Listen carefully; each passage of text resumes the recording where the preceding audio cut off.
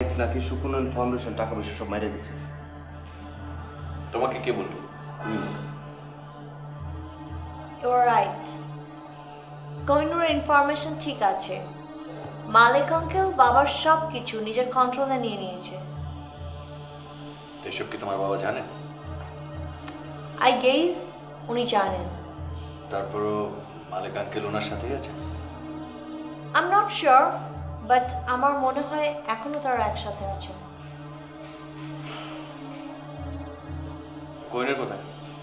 ভাই ও তো গ্রামে চলে গেছে। ভালো হয়েছে, ওর এখন ফাউন্ডেশন না যাওয়াটাই ভালো। ভাই আমি ওরে বুদ্ধি করে পাঠাই দিয়েছি। আচ্ছা, মানববন্ধন করার সময় প্রতিপক্ষ আমাদের উপর অ্যাটাক করতে পারে, সেটার ব্যাকআপ কি? আমাদের লোকজন অফিসের চারপাশে থাকবে, ছাদের উপর ডিউটি করবে। খুব ভালো। ভাই একটা কাজ করা যেতে পারে, আমরা প্রশাসনের বরাবর একটা চিঠি দিই। আই গেস নয়নের কথাটা ঠিক।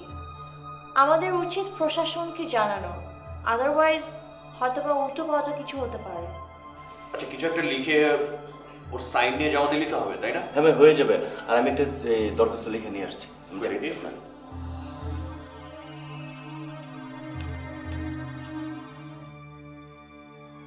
অফিসে কেউ আমার সঙ্গে নেই।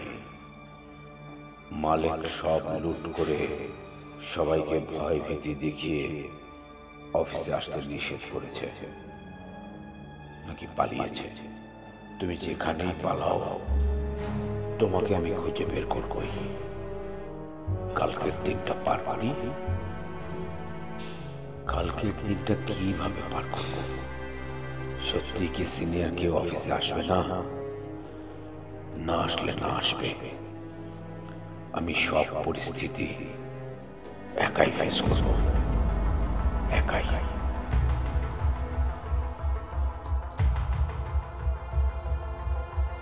আচ্ছা ঠিক আছে, আমাদেরকে অনেক বেশি অ্যালার্ট থাকতে হবে। আর মাথায় রাখতে হবে ঢাকার বাইরে থেকে যে কর্মীগুলো আসবে তাদের যাতে এক চুল পরিমাণ কোনো ক্ষতি না হয়।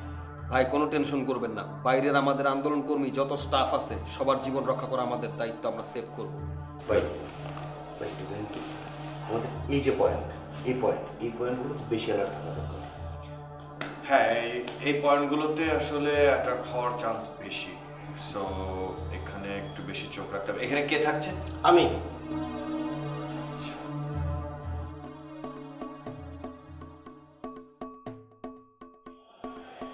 আবুল, কি তুমি কি সামহাও আমাকে ফলো করছো? ব্যাপারটা কি? My heart is burn. এটা পরীক্ষিত। আমার হৃদয় জ্বলছে। জ্বলতাছে? সে তুমি বুঝবে না।